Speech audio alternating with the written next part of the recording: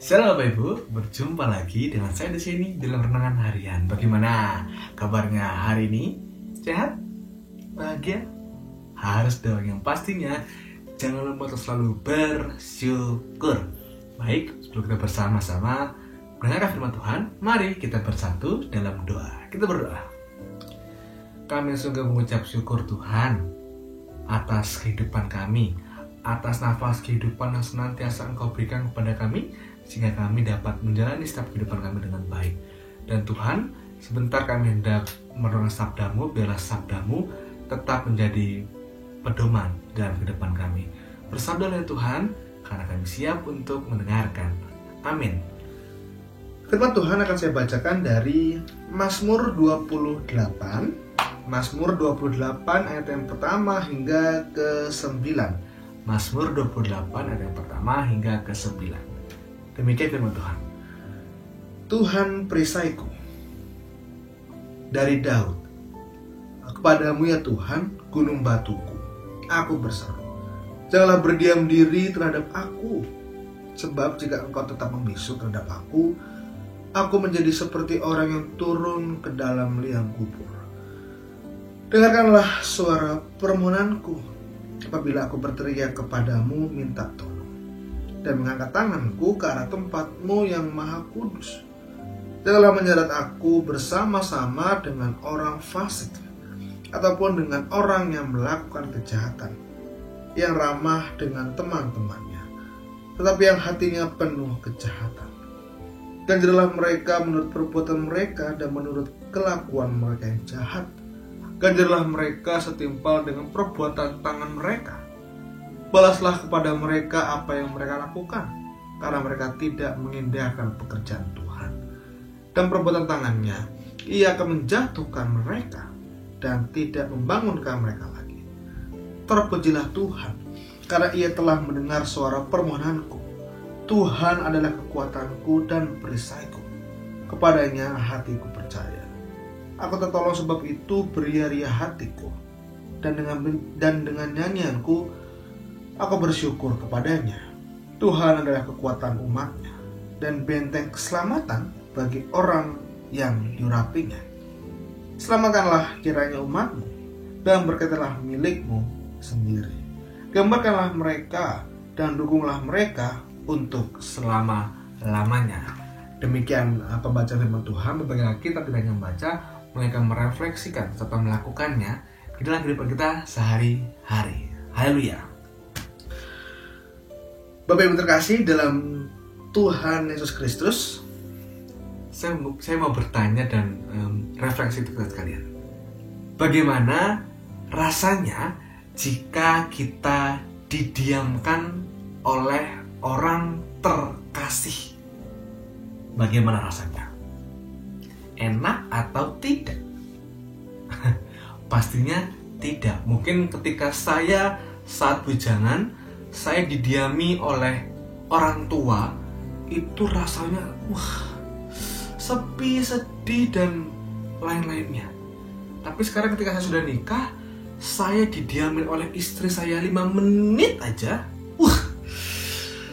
rasanya gundah gulana, seperti gunung rubuh, hancur berkeping-keping. Rasanya sedih ya, campur aduk pokoknya jika didiami oleh orang terkasih, apalagi istri atau anak atau orang tua.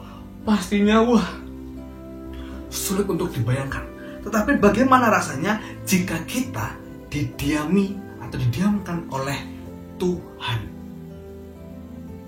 Sang Empunya kehidupan kita, Sang Empunya bumi ini, dunia ini.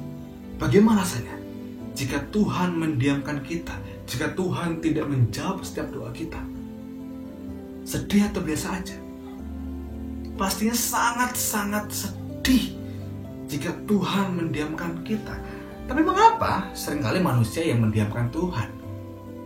Dengan lupa untuk berdoa, lupa untuk memuji nama Tuhan, lupa untuk memberikan kasih dan sebagainya. Dan ini yang dialami atau rasakan oleh Daud.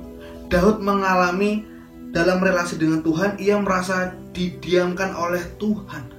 Dan diamnya Tuhan justru ia alami di tengah-tengah masa sulitnya, di mana ia berhadapan dengan orang fasik yang melakukan sebuah kejahatan, yang kemungkinan adalah teman-temannya sendiri yang nampak ramah, tapi hatinya penuh dengan kebencian, hatinya penuh dengan kejahatan, hatinya penuh dengan kemunafikan. Dan di sini Daud membahasakan pengalaman itu seperti orang yang turun ke dalam liang kubur, yang menggambarkan kehampaan harapannya bila di tengah kondisi yang demikian Tuhan nampak diam dan jauh darinya. Itu yang Daud rasakan. Tapi menariknya, meski Daud merasa Tuhan diam, Daud memilih tidak diam terhadap Tuhan. Kita perhatikan di ayat 2, betapa tidak diamnya Daud. Dengarlah suara permohonanku apabila aku berteriak kepadamu minta tolong, dan mengangkat tanganku ke arah tempatmu yang maha kudus. Meski seakan diam, tetapi Daud tetap memohon, berteriak, dan bahkan mengangkat tangannya untuk terus berserah kepada Tuhan. Ia tetap mempercayai bahwa diamnya Tuhan bukan berarti tidak mendengar, bukan berarti tidak bertindak. Daud percaya bahwa Tuhan adalah gunung batunya yang menjadi tempat persandarannya yang teguh. Dan itulah yang kemudian dibuktikan oleh Tuhan baginya. Dan pada ayat yang ke-6, Daud berseru, terpujilah Tuhan karena ia telah mendengar suara permohonanku. Bukan hanya itu saja, melalui pengalamannya yang tetap percaya Tuhan meski ia nampak diam, Daud justru mengalami bahwa Tuhan bukan hanya gunung batu, melainkan juga kekuatan dan perisai, dan bahkan benteng keselamatan. Bapak yang terkasih, kalau kita merasa Tuhan diam, bukan berarti Tuhan tidak bertindak, tidak mendengarkan kita. Tuhan akan selalu memantau kita kemanapun kita pergi, kemanapun kita berada. Jangan sampai kita melukai hati Tuhan. Apalagi kalau kita juga menyepelekan seseorang, itu akan sangat bahaya. Jangan sampai Tuhan betul-betul diam dan tidak bertindak bagi kita. Bayangkan saja jika misalkan rezeki kita dipatahkan oleh Tuhan, betapa hancurnya kita. Jangan sampai kita membuat Tuhan marah, karena Tuhan adalah benteng perisai kita, yang adalah kunci keselamatan dalam kehidupan kita. Kepada siapa lagi kita akan mengadu kalau tidak pada Tuhan? Kita bisa saja mengadu kepada manusia, berkeluh kesah kepada manusia. Tapi apakah manusia dapat dipercayai? Apakah manusia dapat dipegang janji dan omongannya? Hanya Tuhan yang mampu menjaga semuanya. Jika kita merasa Tuhan diam, janganlah kita berhenti untuk berharap. Tetap percaya dan berseru padanya. Akan tiba waktunya di mana Tuhan menolong dan membawa kita pada pengalaman rohani yang semakin dalam, agar kita betul-betul semakin paham tentang Yesus. Amin. Kita berdoa. Kami mengucap syukur Tuhan untuk firman yang boleh kami rasakan. Begitu indah firman-Mu Tuhan. Jangan biarkan kami mendiamkan diri kami untuk tidak berkomunikasi kepadamu. Hanya Engkaulah benteng perisai kami. Hanya Engkaulah tempat kami berlindung. Kiranya Tuhan ajarkan kepada kami agar kami senantiasa berpegang teguh kepadamu. Karena kami meyakini Tuhan bahwa setiap janji-Mu, jalan-Mu, pertolongan-Mu tepat pada waktunya. Tuhan, terima kasih. Kami juga hendak berdoa untuk orang-orang terkasih kami yang saat ini sedang sakit, sedang bergumul dalam dirinya.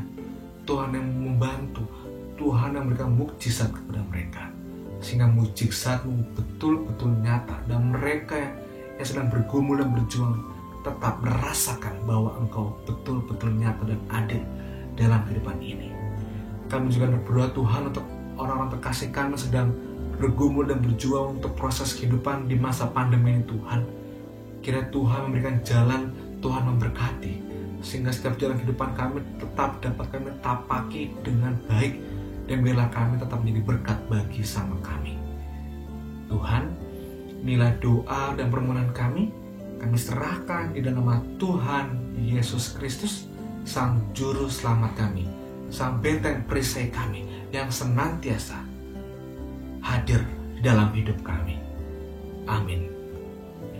Demikian dengan pada hari ini. Sampai berjumpa lagi dengan hari yang berikutnya. Dadah, Tuhan Yesus memberkati.